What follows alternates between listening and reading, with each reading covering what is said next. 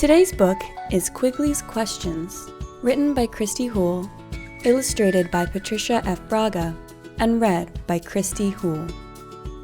Hi, my name is Kristy Houle, and I'm the author of Quigley's Questions. I'm so excited to be here with you today to read my book, and after we're done reading, I just might have some questions for you of my own. Let's start reading. Quigley's Questions. Quigley loved asking questions. So many questions that he sometimes drove his family crazy. Quigley's questions started when the sun was coming up, and they ended when it went back down. Over the years, his family had tried to answer the hundreds of questions, but there were just too many, and they soon grew tired.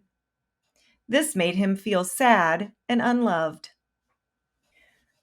Quigley's question asking was nothing new, but on this particular day, Quigley noticed something. His family had not only stopped answering his questions, they altogether stopped listening. Do mermaids wear pajamas? Do fish get thirsty? If a clock has hands, where are their feet? Does the sun ever get to sleep in? Stop asking so many questions, Quigley, his mother shouted from the kitchen as she busily made breakfast one morning. Why won't she answer my questions? He thought. Quigley's head began to spin with even more questions.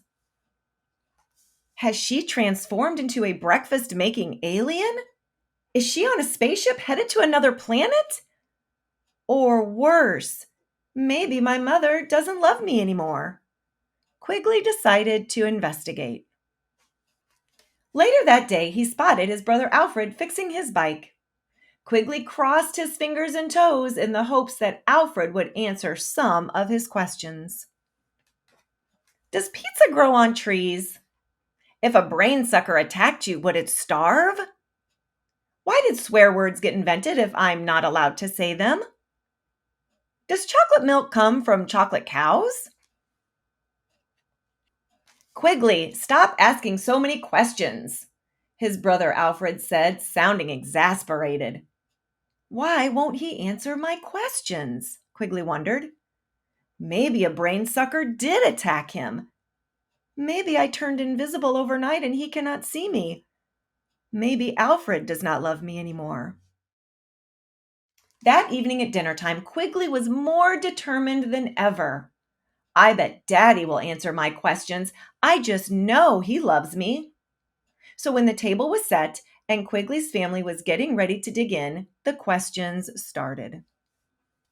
Why do you have a beard under your armpits? If I go too high on the swing, can I kick the moon? If you plant someone when they die, could you grow a new person? If I tape my eyelids open, would I stay awake forever? For Pete's sake, Quigley, stop asking so many questions and eat your dinner, his dad replied sternly. So, Quigley sat quietly and ate his dinner with a tear in his eye. I guess Daddy doesn't love me anymore either. The feelings of being unloved turned to anger, and Quigley dashed from the table, stomped up the stairs, and slammed his bedroom door. As Quigley sat angry and confused on his bed, his mother came in. What's wrong, my son? She asked. Quigley looked up and saw the warm, loving eyes of his mother, hugged her tightly, and cried, Why don't you love me anymore? Quigley's mother looked at him with surprise. Of course I love you. What makes you think I don't? You never answer any of my questions. Nobody does. Not you or Alfred or Daddy. Doesn't anyone love me? As his mother gently pulled Quigley onto her lap, she said, Quigley, maybe we don't answer your questions because we don't know the answers. That doesn't mean we don't love you. So, do you love me? Asked Quigley. And as his mother held him tightly, she answered his most important question of all. Yes, Quigley, I love you. Thank you so much for joining me to listen to the story about Quigley's questions. Now, I have a few questions for you. Are you ever curious about things or ask a lot of questions?